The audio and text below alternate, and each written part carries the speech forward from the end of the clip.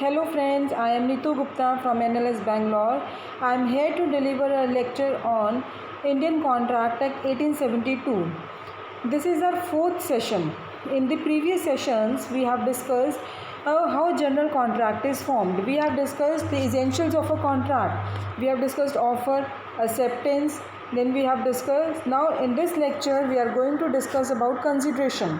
Even consideration, it is one of the essentials of contract. It is one of the essentials of a contract.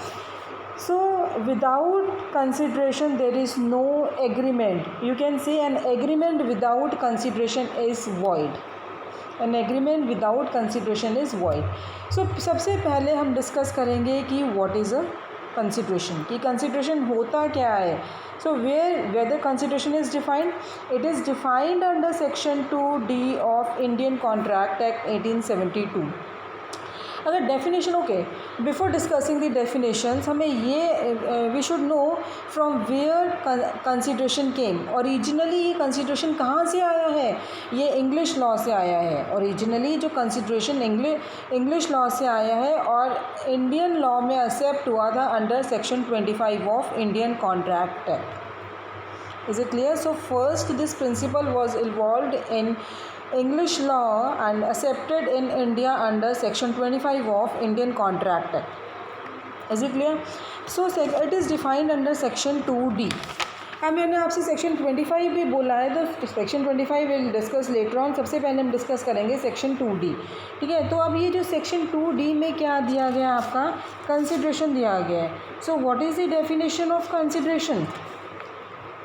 Consideration क्या कह रहा है?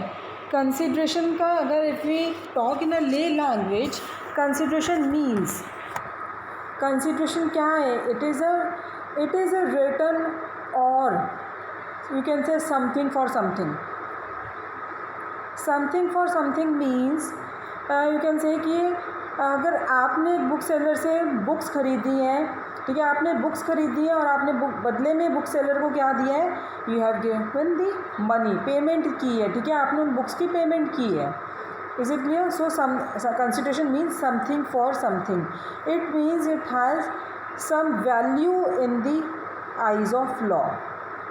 Eyes of law. It is not necessary कि consideration adequate ही होना चाहिए, but there must be some consideration. For example, I agree to sell a movable property. I agree to sell my immovable property to you worth rupees 50 lakh. 50 lakh. ठीक है, तो वहाँ पे क्या है कि I promise to sell you my movable property worth rupees 50 lakh and you have accepted the offer. तो यहाँ पे कंसिडरेशन क्या हो गया? मैंने आपको प्रॉपर्टी बेची है, आपने मुझे 50 लाख रुपए देने के लिए एग्री हो गए. Is it clear? So now look at, so this जो वर्ड कंसिडरेशन है, it is based on legal magazine. देखिए, मैं नेशनल लॉ स्कूल से मैंने LLM की है. वहाँ के टीचर्स हमेशा मैगज़िम्स को, लीगल मैगज़िम्स को भी साथ के साथ करवाते थे. तो उसमें क्या था कि आपको अगर साथ के साथ जब आपके लेक्चर्स में लीगल मैगज़िम होती थी तो आपको अलग से याद करने की ज़रूरत नहीं पड़ती थी. तो वो है कि ऑटोमेटिकली आप रिमेंबर होते थे कि हाँ, हमारे टीचर ने हमारे क्लास में ये वाली मैगज़िम करवाई थी. So this principle of consideration, it is based on quid pro, QUID PRO, quid pro quo, quid QUID pro quo. So what this maxim means? This maxim generally means something for something. Something for something. It means something of value received by the promisee as inducement of the promisee. Is it clear? Now look at section 2, clause D of Indian Contract Act. It says, when at the desire of the promisor, the promisee or any other person has done or abstained from doing or does or abstains from doing or promises to do or abstain from doing something, such act or absentence or promise is called a consideration for the promise. Is it clear? So अगर आप definition देखो तो इसमें क्या है, अगर आप देखो has done, does or promises to do, what does it means? That it means there is a past consideration, present consideration and future consideration. So अगर हम इसके ingredients देखें, if we look at the essentials of this consideration, of this definition, तो उसमें हमें mainly three essentials मिल रहे हैं. तो first essential is that the act or absentee which is to be consideration for the promise, that should be done at the desire of the promisor. That should be done at the desire of the promisor. So first essential is at the desire of the promisor. Is it clear? When at the desire of the promisor. ठीक है, तो at the desire of promisor means कि आप किसी के कहने पे कुछ कर रहे हो, किसी की इच्छा पे कर रहे हो, किसी के विलिंगनेस पे कुछ कर रहे हो. ठीक है, when at the desire of the promisee or any other person has done. ठीक है, so for at the desire of the promisor. तो इसमें क्या है, there is a, it means if you are not doing anything on the at the desire of the promisor, then it is not a good consideration. ठीक है, तब तक good consideration नहीं होगा जब तक आप प्रॉमिसर के कहने पे नहीं करोगे. अगर किसी और के कहने पे कर रहे हो, it is not any consideration. There is a famous case on this point, Durga Prasad versus Baldev. Durga Prasad versus Baldev. इस केस में क्या हुआ था कि जो प्लेंटिफ था, he has built a shopping complex. ठीक है, शॉपिंग कॉम्प्लेक्स बिल्ट किया था. किसके ऑर्डर पे? कलेक्टर के ऑर्डर पे किया था. कलेक्टर के कहने पे शॉपिंग कॉम्प्लेक्स द प्लेंटिफ ने बिल्ड किया था. ठीक है, और जो शॉप्स वहाँ पे कंस्ट्रक्ट होनी थी वो किसने ऑक्यूपाई करनी थी? डिफेंडेंट ने. ठीक है, डिफेंडेंट ने ऑक्यूपाई करनी थी.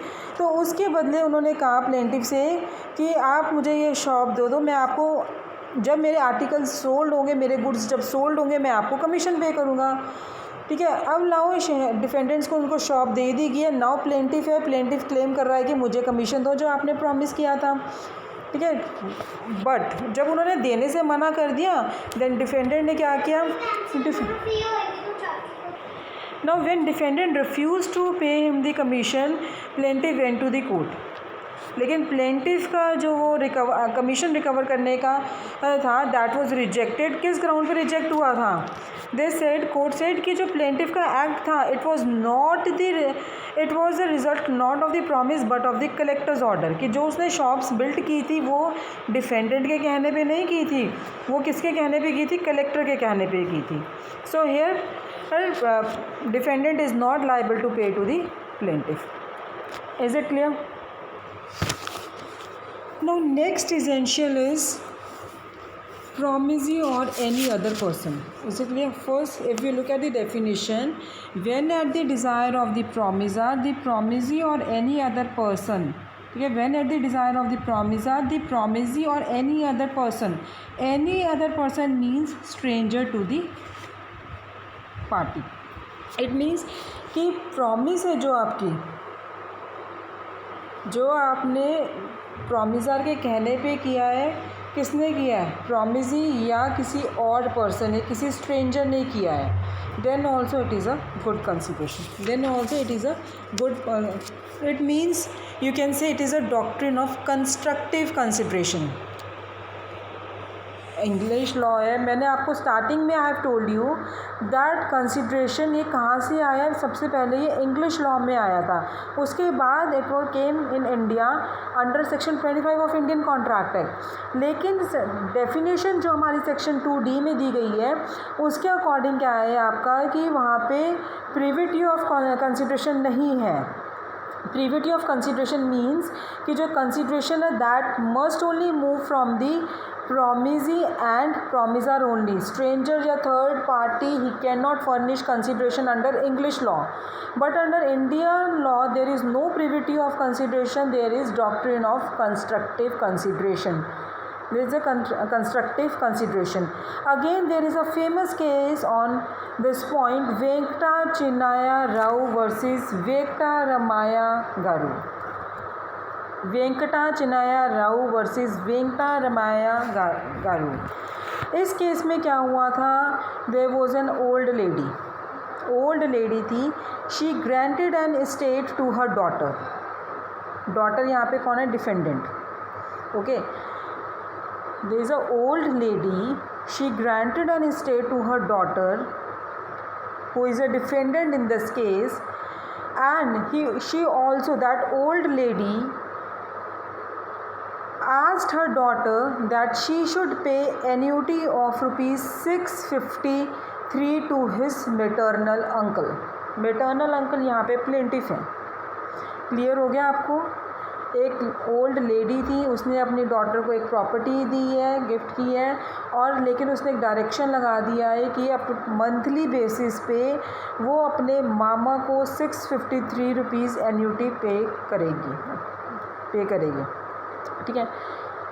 ऑन द सेम डे, उसी दिन जो डॉटर थी, she made a promise with her maternal uncle that she would pay the annuity as directed by her mother. Clear? But later on defendant means daughter, she failed to pay the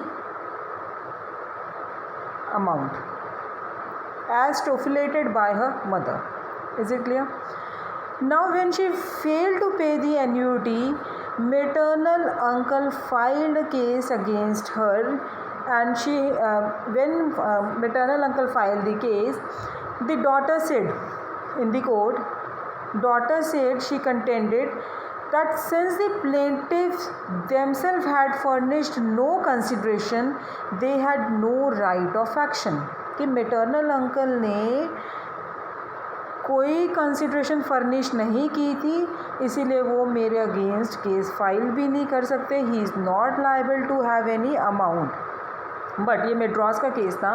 but Madras high court ने क्या कहा? Madras high court ने कहा कि although the agreement was in that although the agreement was between mother and daughter.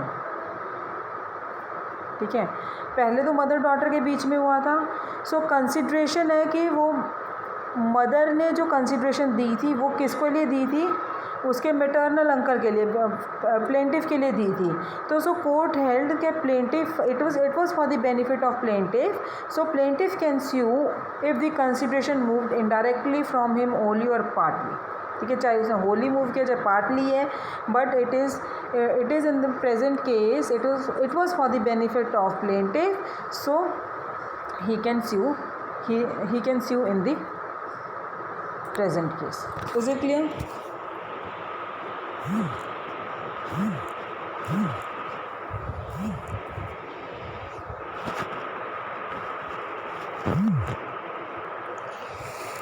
So in this lecture we have discussed two essentials of consideration. One is that at the desire of the promisor, second is promisee or any other person.